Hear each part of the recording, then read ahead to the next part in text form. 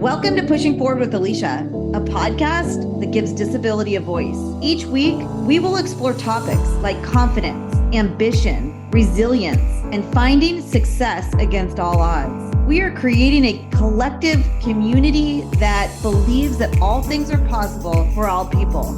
Open hearts, clear paths, let's go.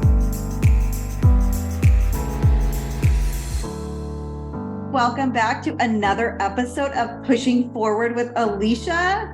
I'm Alicia, and I'm super excited that you are back with us today. I am so pumped about our guest today. He's turned into a really great friend. I don't want to say BFF, but we're pretty tight. I've got Joze Piranian.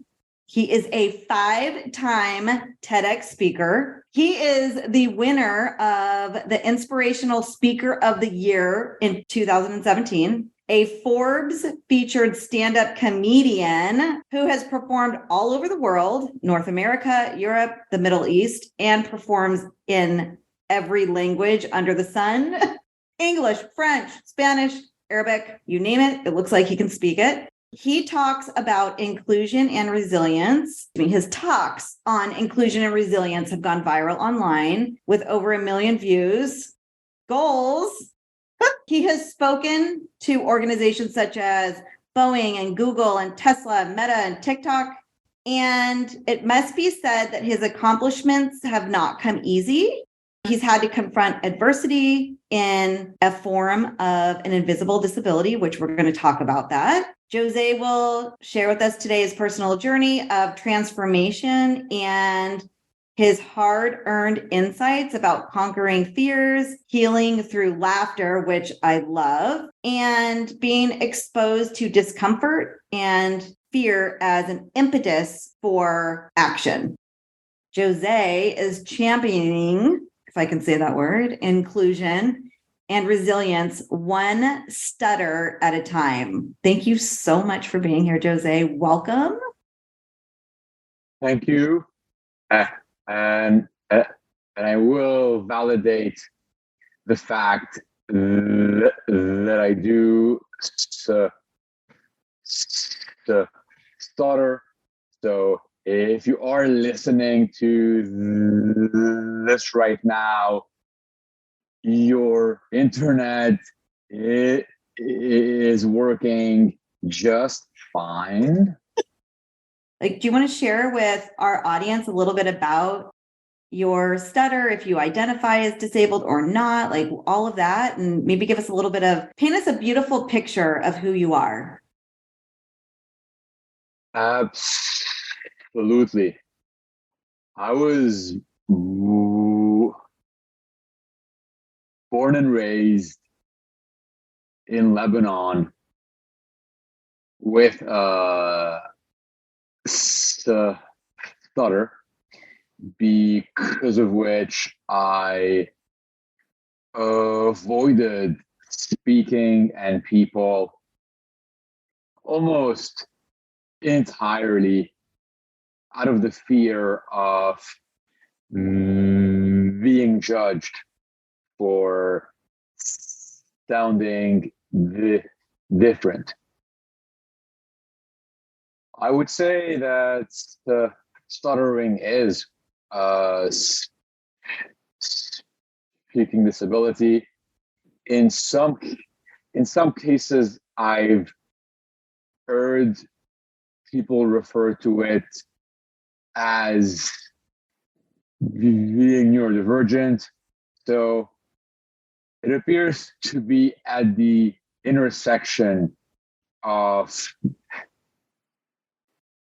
disability and neurodiversity. I was looking on some websites last night about if people that have stutters identify as disabled or not. And it seemed like there was like a bit of a controversy there if it's something you identify with or not. So I think that whole conversation, right, especially because we're in the work of inclusion and like diversity and all that stuff, we're having the conversation today about invisible disability, which is a huge topic. So yeah, to add to that, if we just look at the word disability without the emotional connotation it might entail. It's simply refers to the a challenge with being able to do something. And of course, if I think about it through that lens and the fact that a stutter can impede one's ability to speak, then it would through that logic be considered a disability. I think a lot of people might be concerned that adopting that term would imply potentially limiting one's realm of opportunities and action. But I don't think that that's the case.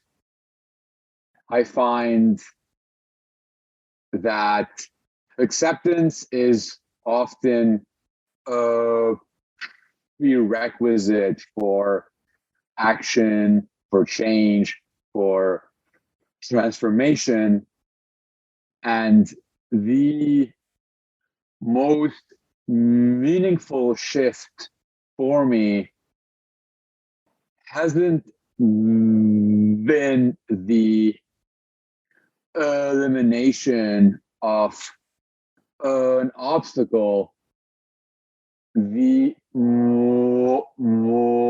most meaningful shift has been changing my relationship with the obstacle so that I can view fear and action as coexisting. So powerful. Was there a pivotal moment? Like, how did you push through the fear? Like, do you want to share that story? Because I think that that's really interesting too. Well, first of all,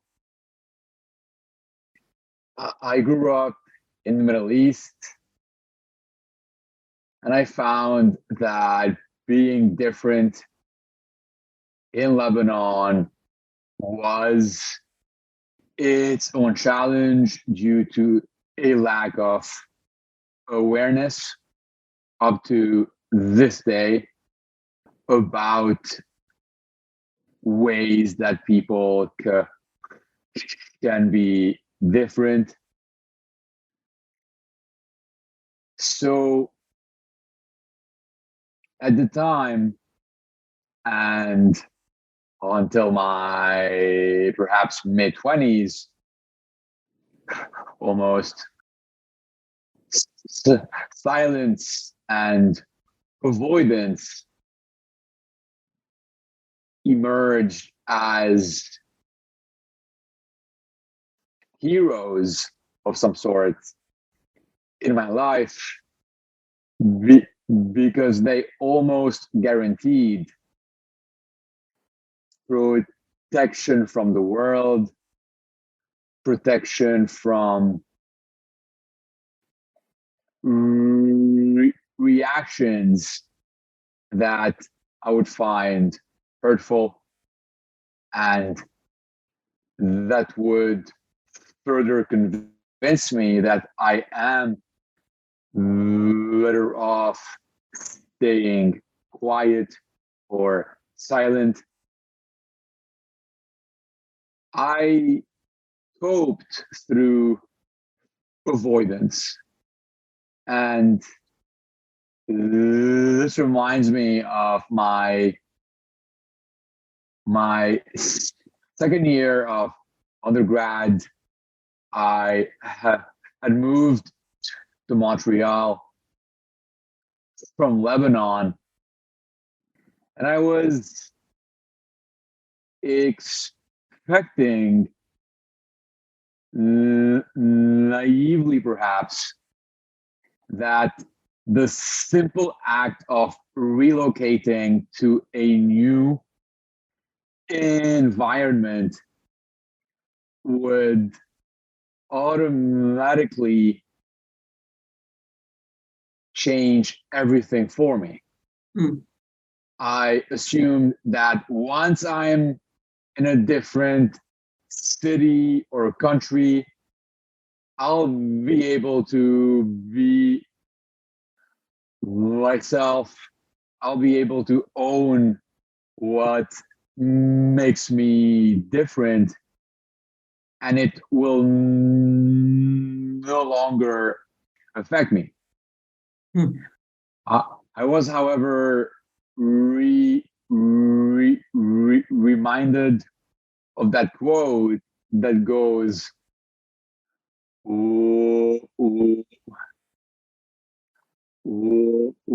wherever I go, there I am. I got to Montreal, the same patterns of avoidance resurfaced. I went to beg my professors to exempt me from all of my presentations. So I kept on avoiding, and then I took a few steps that gradually changed everything. And what were those? I mean, can you share? I'm sure there's people out there that are like, wow, how do you push through this? I do always say in my stand-up comedy shows, I start by telling the audience, I have a stutter, so I hope you like the suspense. So to continue with the theme of suspense, the first step was, so I had learned this breathing technique that helped me to control the stutter to some extent. That being said, even though I had learned those tools, my lack of self-acceptance prevented me from actually implementing them, because I was going to sound different no matter what. And if I wasn't willing to be openly different, and this perhaps is a nuance with invisible disabilities, in some cases you can attempt to hide it. And for me, hiding meant not speaking. It meant not expressing myself with the world, because in my mind, the cost or the consequence of showing my difference wasn't worth the potential benefits that came with interacting with other human beings. So after hiding my stutter through silence unless I absolutely had to speak. I decided to join Toastmasters, the public speaking club, to start challenging myself. Did you have aspirations to be a speaker at that point, or was that just solely to help you kind of like navigate this?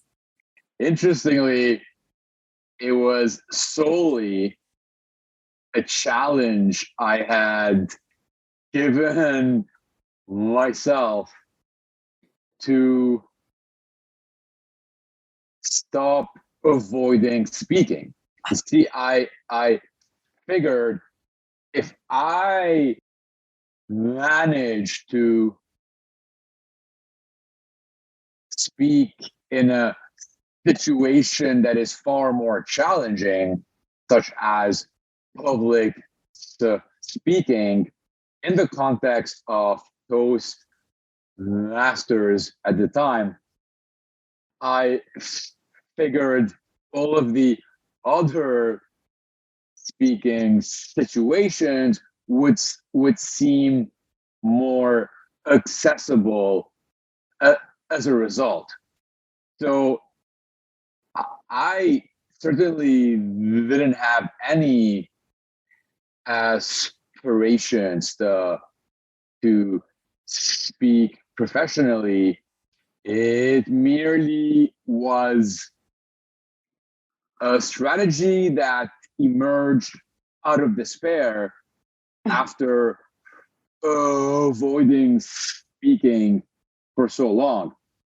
So first game, the Toastmasters. After that, my mother had mentioned the son of a family friend who was at the debating club at my alma mater, and I decided to go to the open house at the beginning of the term, see see see what it's about. And I recall noticing that everyone was speaking so quickly and at such an intimidating pace. And I recall thinking, this is definitely not for me. On the way out, I talked to one of the organizers. I say, hey, I was considering joining the debating club as a way to challenge myself and my stutter, but I'm not so sure anymore. The pace is quite intimidating for me. And then I will never forget this moment. He looks at me and he says,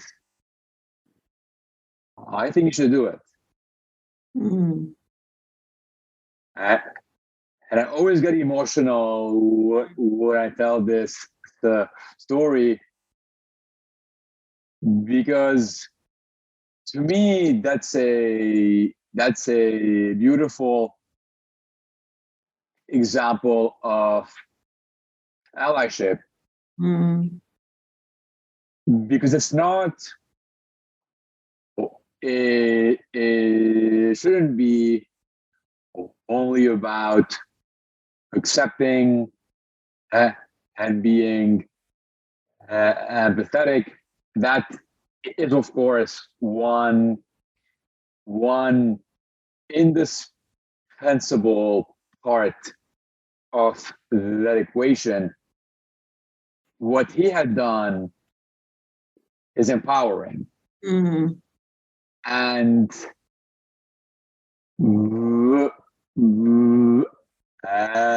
believing in myself when I did not. The powerful thing about that too is there's people in our lives, all of our lives, that see things in us that we're not able to see quite yet. It can be literally life-changing. That is so powerful. It just gave me the chills. That is such a cool story. Wow. Let's take a quick break. You're listening to Pushing Forward with Alicia. If you're an employer looking to motivate and inspire your team through the power of diversity and inclusion, and learn more about disability inclusion in the workplace and how to include disability into your DEI efforts, please check out my keynote speech offerings on aliciaanderson.com. That's ALYCIA Anderson with an O.com. Click on speaking.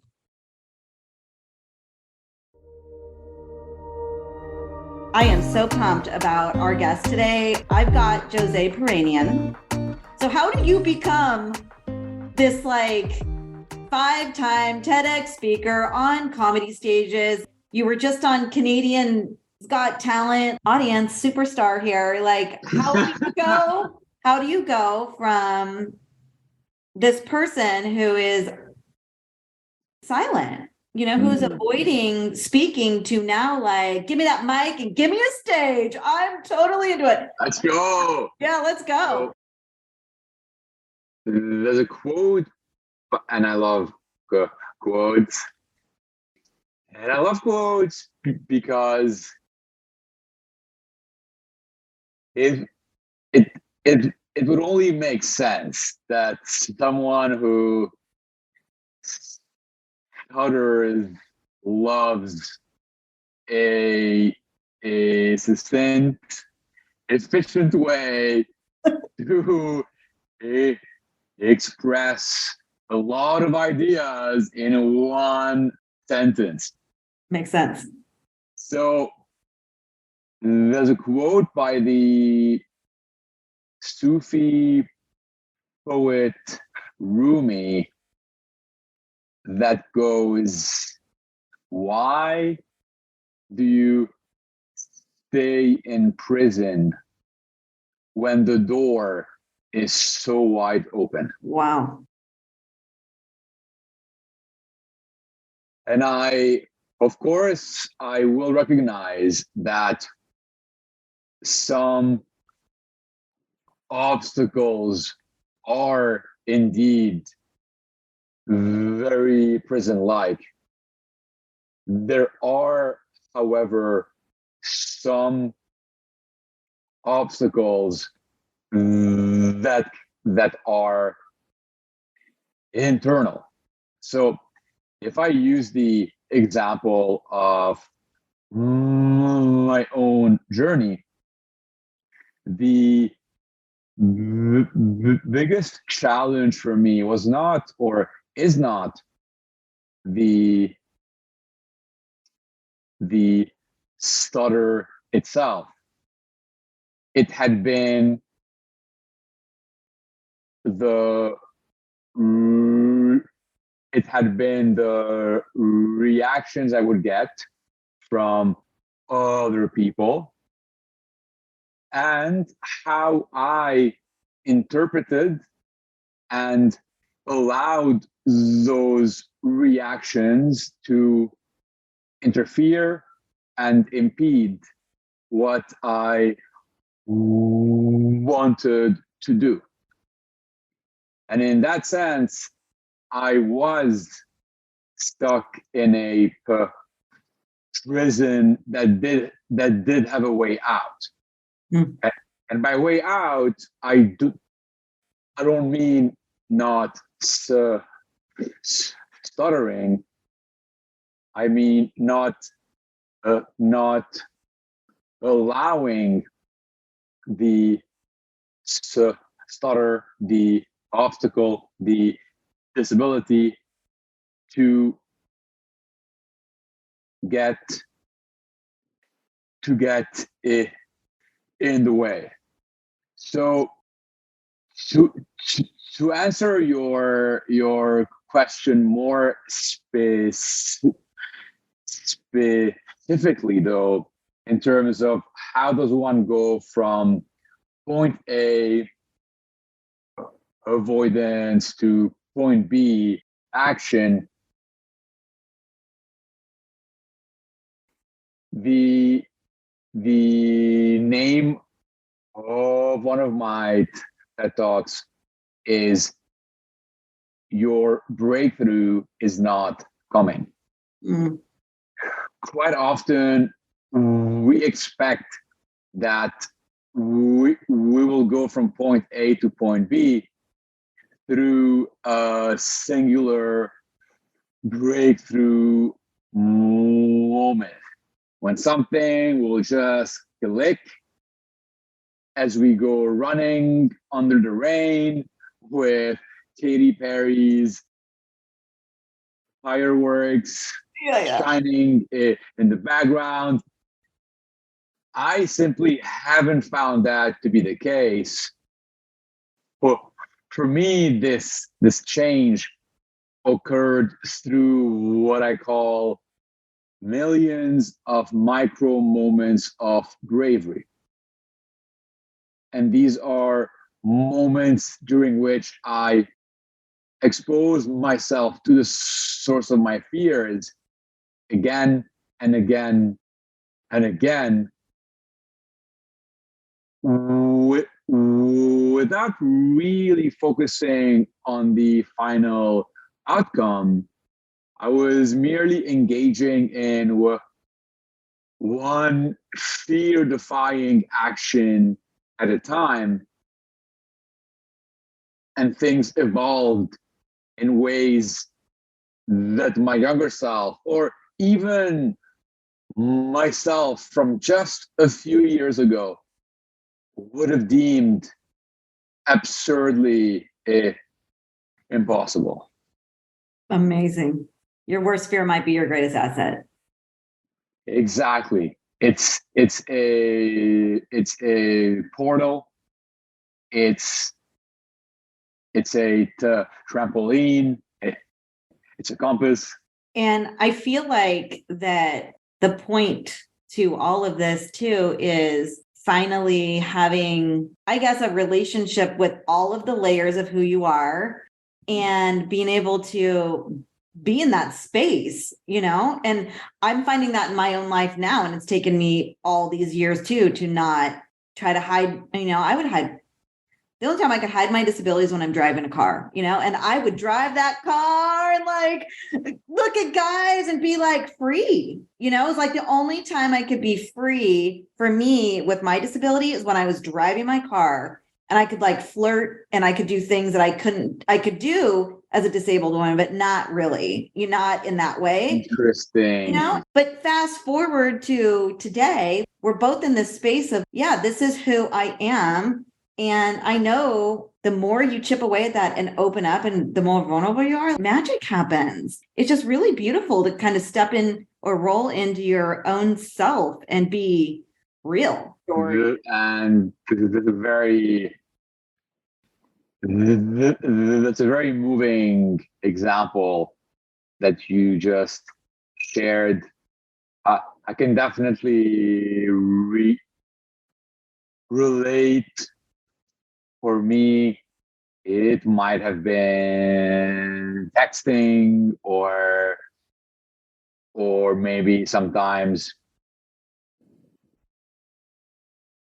if I were, for example, at a party and the music was loud, so I had to maybe yell, and you only say like a few key words in those conversations.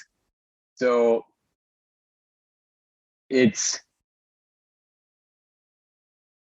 a lot of work when we have to hide who we are, and it never works out in the long run.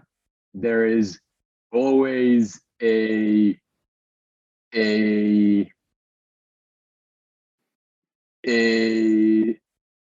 negative moment that is on its way. It reminds me of once again a quote that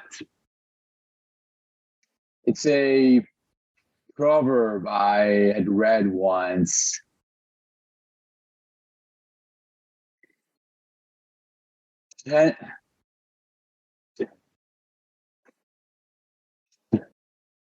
Tension is who you think you should be. Relaxation is who you are. Third or fourth chill you just gave me.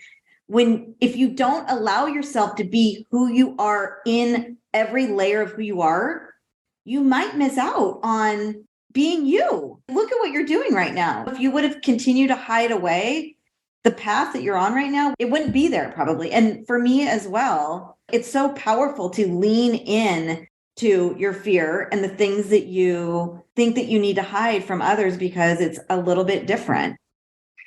And it's, if we look at it as graphs, I find that hiding our differences, our obstacles, we may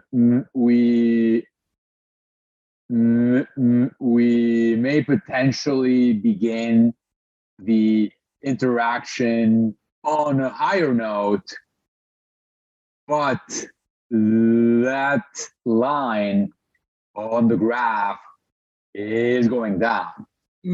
However, if we acknowledge and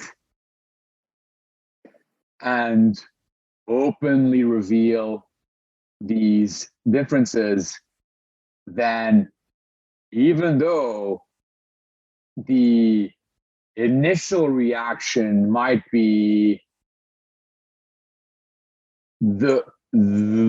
depending on who the other person is, the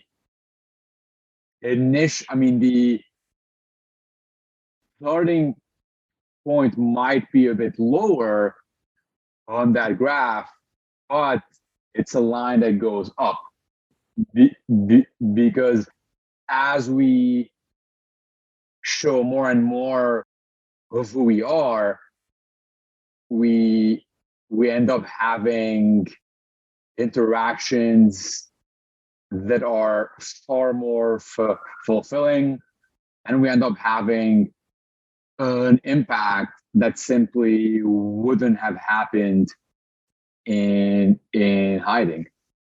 I love it.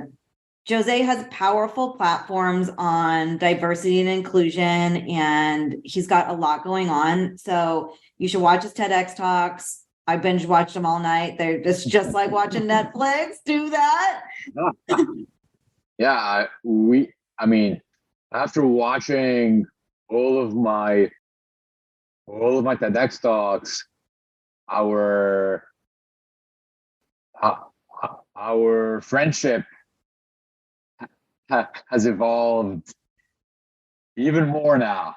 When you were talking about the person out there that said, just do it, you took me under your wing, and now I'm in this completely different space that I didn't think and you are such a huge catalyst to that. So I'm grateful for that part of our friendship as well. So I'm so grateful for you being that for me, for saying like, just do it. And you showed me how, and then I did, and I got it. And now I have my own business. So dun, dun, dun, dun.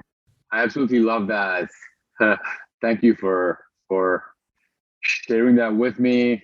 I agree. It was an instant connection when we first met. super grateful for our friendship, and I do look forward to actually sharing a stage. Then we'd have gone full circle. It's going to happen. We remind others that the way life is today does not have to dictate the way life is tomorrow. When I was 19, I was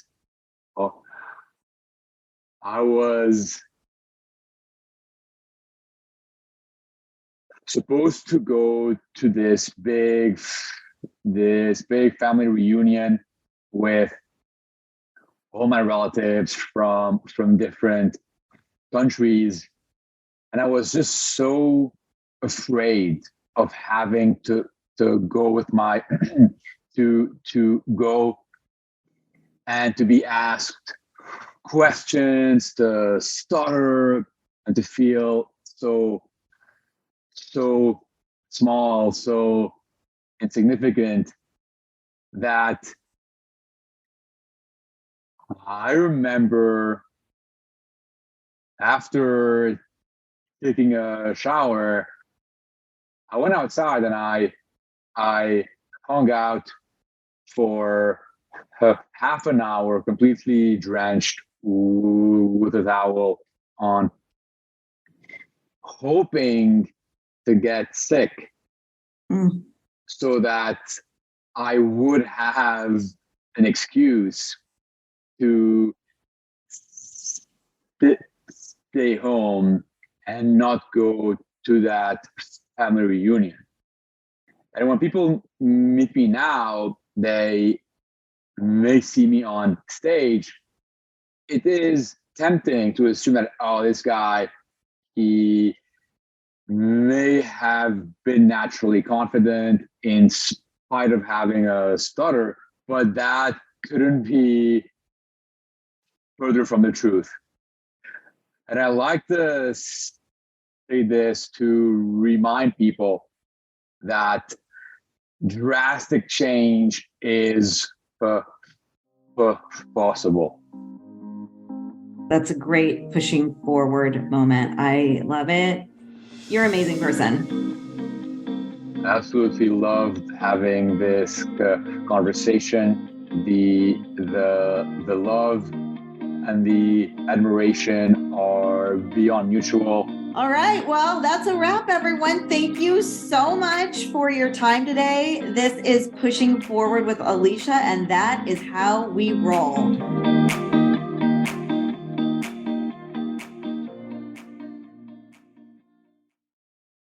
If you're an employer looking to motivate and inspire your team through the power of diversity and inclusion, and learn more about disability inclusion in the workplace and how to include disability into your DEI efforts, please check out my keynote speech offerings on aliciaanderson.com. That's ALYCIA Anderson with an O.com. Click on speaking.